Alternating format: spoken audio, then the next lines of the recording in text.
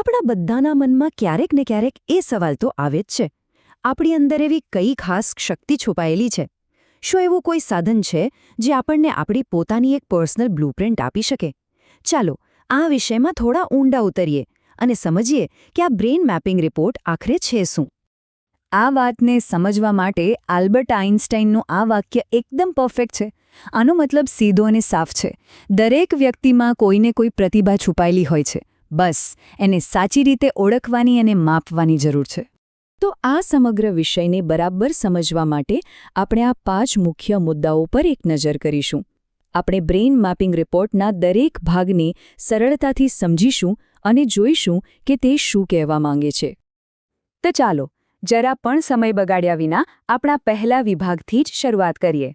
અહીં આપણે જોઈશું કે આ રિપોર્ટ કઈ રીતે કોઈની પોતાની જાતને શોધવા માટેના એક સાધન તરીકે રજૂ કરવામાં આવે છે. તો આ બ્રેઇન મેપિંગ રિપોર્ટ છે શું? વેલ, એના બનાવનારાઓનું કહેવું છે કે આ એક એવો વિશ્લેષણ છે જે ફિંગરપ્રિન્ટ્સનો ઉપયોગ કરે છે. શેના માટે? કોઈની જન્મજાત ક્ષમતાઓ અને પોટેન્શિયલને સમજવા માટે. એમ કહી શકાય કે આ સફળતાના રસ્તા પર એક દીવાદાંડી જેવું કામ કરવાનો દાવો કરે છે.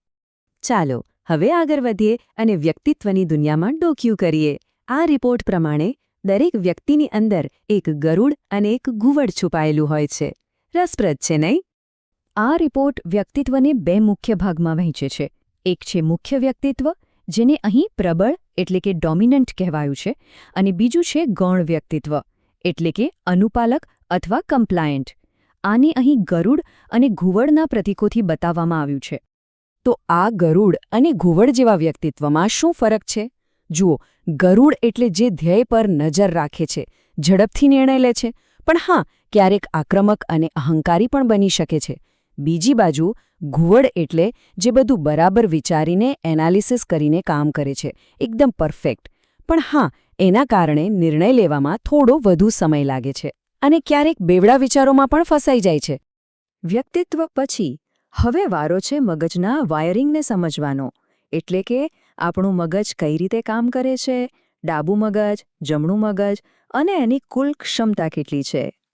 આપણે બધા જાણીએ છીએ કે મગજના અલગ અલગ ભાગો અલગ અલગ કામ કરે છે. આ રિપોર્ટ પણ એ જ વાત કહે છે કે તાર્કિક વિચાર હોય કે પછી ક્રિએટિવિટી, એ બધું મગજના જુદા જુદા લોબ્સ સાથે જોડાયેલું છે.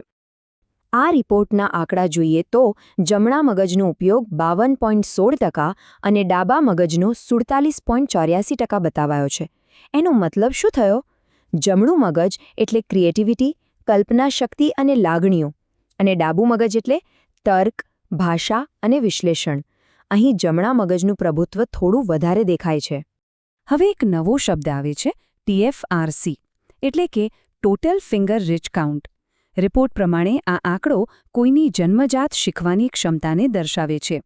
એને નિયોકોર્ટેક્સ બ્રેઇન સેલ કેપેસિટી પણ કહે છે. આ કેસમાં TFRC સ્કોર છે 166. રિપોર્ટ આ સ્કોરને ખૂબ જ સારો ગણાવે છે. મતલબ કે આ વ્યક્તિની શીખવાની જન્મજાત ક્ષમતા ઘણી ઊંચી છે. ચાલો હવે વાત કરીએ બુદ્ધિમત્તાની. પણ અહીં ફક્ત IQની વાત નથી. આ રિપોર્ટ બુદ્ધિમત્તાને એક વિશાળ દૃષ્ટિકોણથી જુએ છે. અહીં આંતરિક બુદ્ધિમત્તાને 8 અલગ અલગ કેટેગરીમાં વહેંચવામાં આવી છે. અહીં જોઈ શકાય છે, એમાં તાર્કિક બુદ્ધિથી લઈને સંગીતની બુદ્ધિ સુધી બધું જ સામેલ છે. આ રિપોર્ટની એક ખાસ વાત એ છે કે તે અલગ અલગ શક્તિઓને પણ બતાવે છે.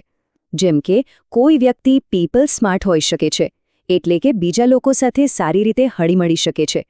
તો કોઈ નંબર સ્માર્ટ હોઈ શકે છે, જેની ગણતરી અને તર્કમાં માસ્ટરી હોય. અહીં 4 મુખ્ય ભાગફળોની વાત કરી છે. IQ એટલે કે તર્ક અને વિચારવાની ક્ષમતા, EQ એટલે કે પોતાની અને બીજાની લાગણીઓ સમજવાની ક્ષમતા, AQ એટલે કે મુશ્કેલ પરિસ્થિતિઓનો સામનો કરવાની ક્ષમતા, અને CQ એટલે કે કંઈક નવું અને અલગ વિચારવાની એટલે કે ક્રિએટિવિટીની ક્ષમતા. દરેકનો સ્કોર અને વ્યાખ્યા અહીં આપેલી છે. અને હવે આપણે આવી ગયા છીએ છેલ્લા અને કદાચ સૌથી વધુ કામના વિભાગ પર, વ્યક્તિગત શીખવાની શૈલી. એટલે કે આપણે કોઈ પણ નવી માહિતીને સૌથી સારી રીતે કેવી રીતે ગ્રહણ કરીએ છીએ. આ ચાર્ટ પ્રમાણે આ વ્યક્તિ માટે શીખવાની મુખ્ય શૈલી ઓડિટરી એટલે કે શ્રાવ્ય છે જે લગભગ 38% છે. એનો મતલબ કે સાંભળીને સૌથી સારી રીતે શીખી શકાય છે. ત્યાર પછી વિઝ્યુઅલ એટલે કે જોઈને અને કાઇનેસ્થેટિક એટલે કે કરીને શીખવાની શૈલીઓ આવે છે. તો શ્રાવ્ય શીખનાર એટલે કેવા?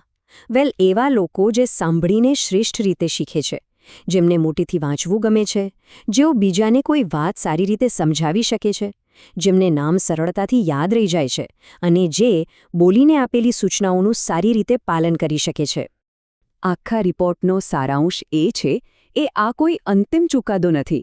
આ તો બસ એક શરૂઆત છે, એક અંગત બ્લુપ્રિન્ટ છે, એ એક માર્ગદર્શક છે જે આપણને આપણી જાતને વધુ સારી રીતે ઓળખવામાં મદદ કરી શકે. વિચારો, એક નકશો આપણને રસ્તો તો બતાવી શકે છે, પણ મંઝિલ તો આપણે જાતે જ નક્કી કરવાની હોય છે. જો આવી બ્લુપ્રિન્ટ કોઈના હાથમાં આવે તો તેનો ઉપયોગ કેવી રીતે કરવો જોઈએ? આ એક એવો સવાલ છે જે દરેકને વિચારવા મજબૂર કરે છે.